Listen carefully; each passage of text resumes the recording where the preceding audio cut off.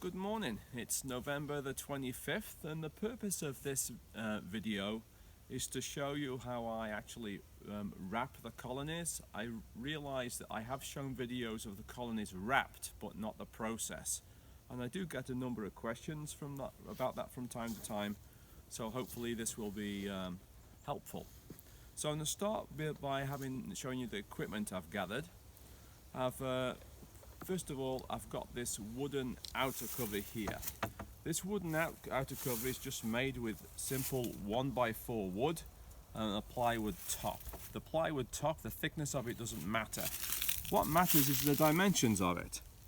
And so, as you pan over to here, you'll see that my 4 boxes, this is 1 colony, 2 colonies, 3 colonies, 4 colonies.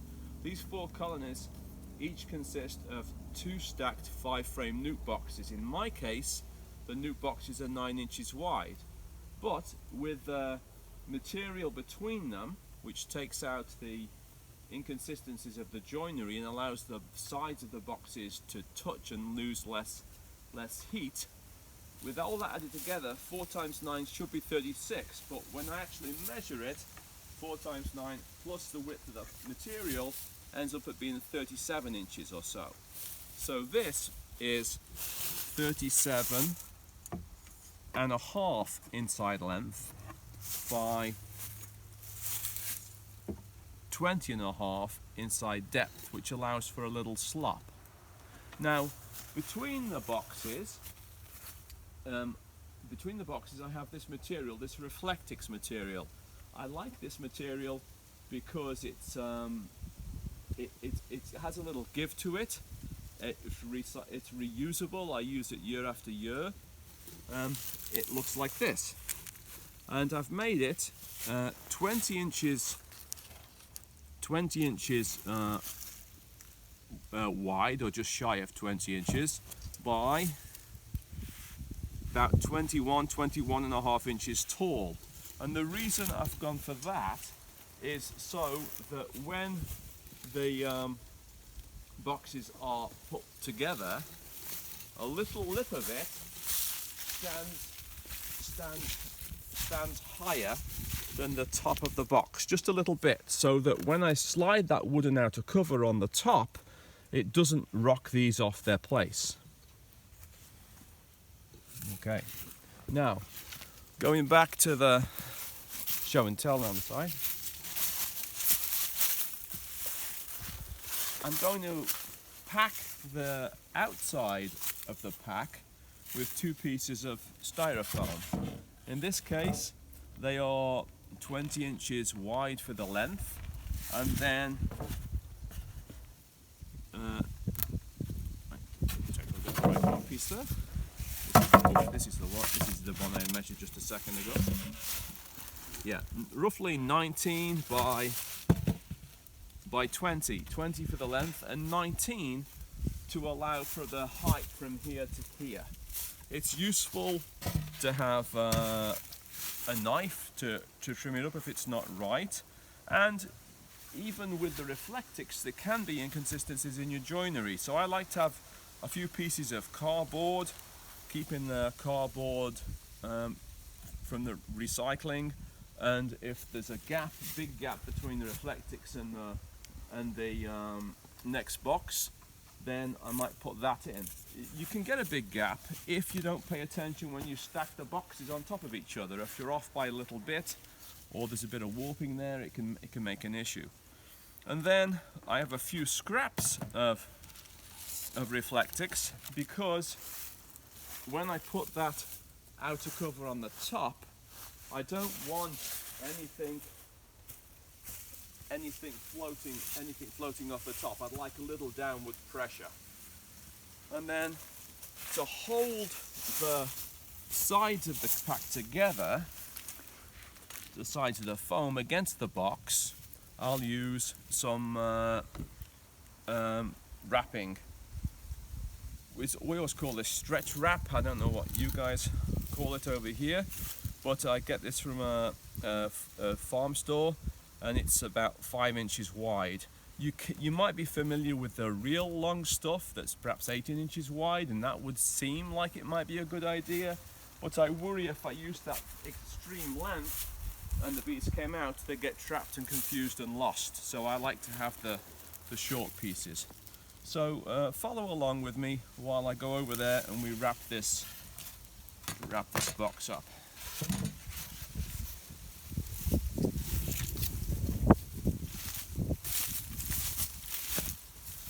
It's helpful to not fall over, so I'll move some stuff out of the way, and it's also good not to do this on a particularly windy day. If it's particularly windy, things can blow around, and a roll of duct tape is sometimes handy just to hold things down as you do it. But it's quite a straightforward process. Try to get it done when there isn't any snow on the top and there isn't any ice, because otherwise the rocks can freeze to the top, and that's a real pain. So I'll move the rocks aside.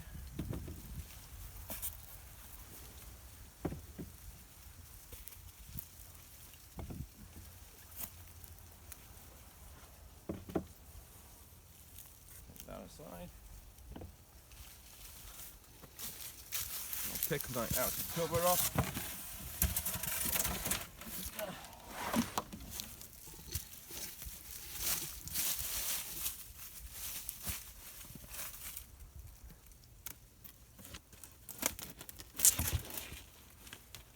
That's over on the top. Then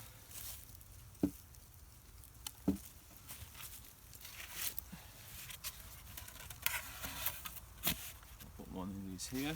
Now, my friend Christy Allen says that everybody should have a buddy, and so what we're achieving by this is we're letting them get buddy heat from their friends, heat from their neighbours, like condos almost, I suppose. And so before I actually seal this on, what I'll do is I'll turn this and see which side seems to fit best. Sometimes there's a bit of a bow to a curve on the foam, which isn't immediately apparent, and you don't want the wind sailing through. So see what looks best. That looks okay. So what I'm going to do is wrap this on. To wrap it on, I'll take my gloves off.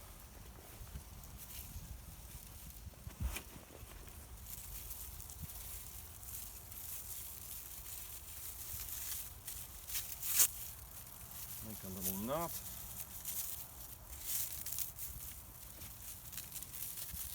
Like that. Over this on the front.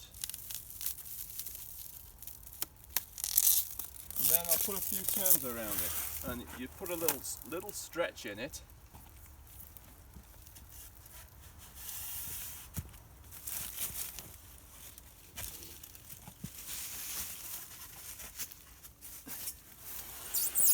And then before you go around the next corner, you put another little stretch in it.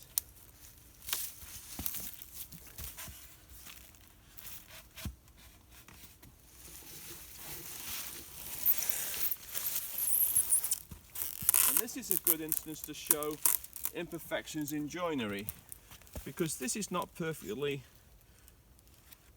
flat here, because this one bows out by 1 millimeter or so. So in that case, what I'll do is get the bit of cardboard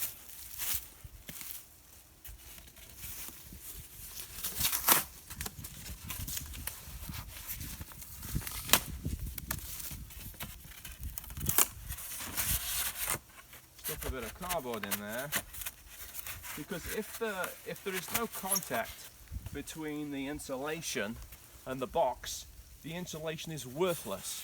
It needs to be touching the box. Then back to the wrapping. tighter. Whoops. Watching my footing.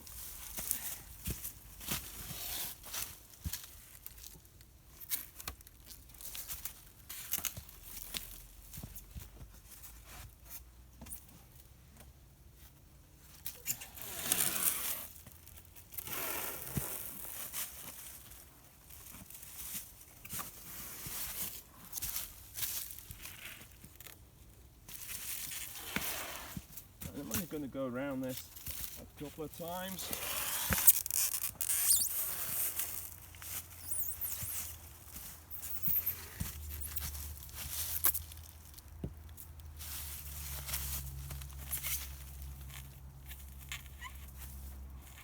I'll make a knot at the back on the foam, on the wrap.